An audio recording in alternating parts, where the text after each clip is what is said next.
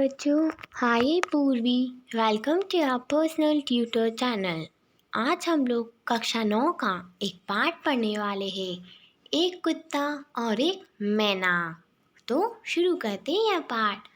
आज से कई वर्ष पहले गुरुदेव के मन में आया कि शांति निकेतन को छोड़कर कहीं अन्यत्र जाएं। स्वास्थ्य बहुत अच्छा नहीं था, शायद इसलिए या पता नहीं क्यों। ते पाया कि वे श्री निकेतन के पुराने 3 मंजिला मकान के में कुछ दिन रहे। शायद मौज में आकर ही उन्होंने यह निर्णय किया हो। वे सबसे ऊपर के तल्ले में रहने लगे। उन दिनों ऊपर तक पहुंचने के लिए लोहे की चक्करदार सीढ़ियाँ थी और रद्द और शीणुवन रविन्द्रनाथ के साथ उस पर चढ़ सकना असंभव था। देखो, लोहे की सीढ़ी पर चढ़ना किसी वृद्ध आदमी के लिए, किसी बूढ़े आदमी के लिए चढ़ना बहुत मुश्किल हो जाता है। फिर भी बड़ी कठिनाई से उन्हें वहाँ ले जाया जा सका। उन दिनों छुट्टियाँ थी। आश्रम के अधिकांश लोग वहाँ चले गए थे। एक दिन हमने सब परिवार उनके दर्शन की ठानी। दर्शन को मैं जो यहाँ विशेष रूप से दर्शनीय बनाकर लिख रहा था, उसका कारण यह है कि गुरुदेव के पास जब कभी मैं जाता तो प्राय वे यह कहकर मुस्कुरा देते कि दर्शनार्थी है क्या। शुरू में मैं उनसे ऐसी बांग्ला में बात करता जो वस्तुत हिंदी मुहावरों का अनुवाद हुआ करती थी। किसी बाहर के अतिथि को जब मैं उनके पास ले जाता था तो कहा करता था, एक वृद्ध लोग आपनार दर्शन नेर जन्ने ऐसे छेन। यह बात हिंदी में जितनी प्रचलित है उतनी बांग्ला में नहीं, इसलिए गुरुदेव जरा मुस्कुरा देते थे। बाद में मुझे मालूम हुआ कि मेरी यह भाषा बहुत अधिक पुस्तकीय है और गुरुदेव ने उस दर्शन शब्द को पकड़ लिया है।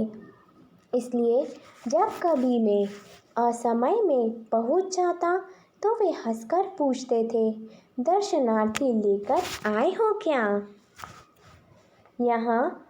यह दुख के साथ कह देना अच्छा है कि अब देश के दर्शनार्थियों में कितने ही इतने प्रगल्भ होते हैं कि समय असमय, स्थान अस्थान, अवस्था अनवस्था की एकदम परवाह नहीं करते थे और रोकते रहने पर भी आ ही जाते थे।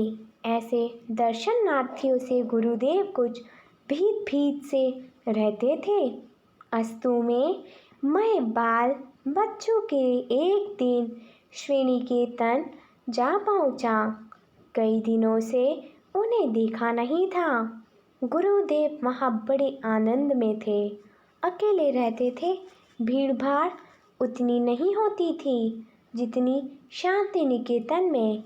जब हम लोग ऊपर गए तो गुरुदेव बाहर एक कुर्सी पर चुपचाप बैठे अस्तगामी सूर्य की ओर ध्यान स्मृतित नयनों से देख रहे थे। हम लोगों को देखकर मुस्कुराए, बच्चों से जरा छेड़छाड़ की, कुशल प्रश्न पूछे और फिर चुप हो गए। ठीक उसी समय उनका कुत्ता धीरे धीरे ऊपर आया और उसने पैरों के पास खड़ा होकर पूंछ हिलाने लगा। गुरुदेव ने उसकी पीठ पर हाथ फेरा। वह आंखें मूंदकर अपने रोम रोम से उन्हें स्नेह रस का अनुभव करने लगा। गुरुदेव ने हम लोगों की ओर देखकर कहा, देखा तुमने यहाँ आ गए। कैसे इन्हें मालूम हुआ कि मैं यहाँ हूँ। आश्चर्य है। और देखो कितनी परितृप्ति इनके चेहरे पर दिखाई दे रही है। हम लोग उस कुत्ते के आनंद को देखने लगे।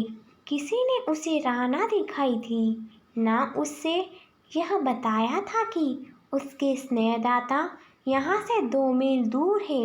और फिर भी वह पहुंच गया। इसी कुत्ते को लक्ष्य कर कर उन्होंने आरोग्य में इस भाव की एक कविता लिखी थी। प्रतिदिन प्रायःकाल यह भक्त कुत्ता स्तब्ध होकर आसन के पास तब तक बैठा रहता है जब तक अपने हाथों के स्पर्श से मैं इसका संग नहीं स्वीकार करता। इतनी सी स्वीकृति पाकर ही उसके अंग अंग में आनंद का प्रभाव बह उठता है। इन व्याख्याहीन प्राणी लोक में सिर्फ यही एक जीव अच्छा बुरा सबको भेद कर संपूर्ण मनुष्य को देख सका है, उस आनंद को देख सका है जिसे प्राण दिया जा सकता है, जिसमें अहतिक प्रेम ढाल दिया जाता है, जिसकी चेतना असीम चैतन्य लोक में राहत दिखा सकती है। जब मैं इस मूक हृदय का प्राणपण आत्मनिवेदन देखता हूँ जिसमें वह अपनी दीनता बताता रहता है, तब मैं यह सोच ही नहीं पाता कि उसने अपने सहज बोध से मानव स्वरूप में कौन सी मूल्य आविष्कार किया है। इसकी भाषाहीन दृष्टि की करुणा व्याकुलता जो कुछ समझती है उसे समझा नहीं पाता और मुझे इस सृष्टि में मनुष्य का सच्चा परिचय समझा देते हैं। इस प्रकार कवि की मर्मभेदी दृष्टि ने इस भाषाहीन प्राणी की करुण दृष्टि के भीतर उस विशाल मानव सत्य को देखा है जो मनुष्य के अंदर भी नहीं देख पाता। मैं जब यह कविता पढ़ता हूँ तब मेरे सामने श्री निकेतन के तितले पर की वह घटना प्रत्यक्ष सी हो जाती है। वह आँख मूंद कर अप्रसीम आनंद, वह मूक हृदय का प्राणपण आत्मनिवेदन मूर्तिमान हो जाता है। उस दिन मेरे लिए वह एक छोटी सी घटना थी, आज वह विश्व की अनेक महिमाशाली घटनाओं की श्रेणी में बैठ गई है।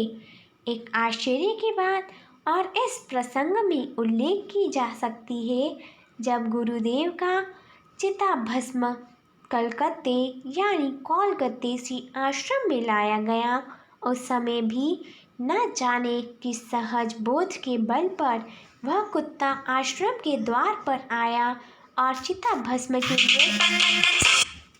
चिताभस्म के साथ अन्याय आश्रमवासियों के साथ शांत गंभीर भाव से उत्तरायण तक गया। आचार्य श्रुतिमोहक सेन सबके आगे थे। उन्होंने मुझे बताया कि वह चिताभस्म के कलश के पास थोड़ी देर चुपचाप बैठा भी रहा। Thank you.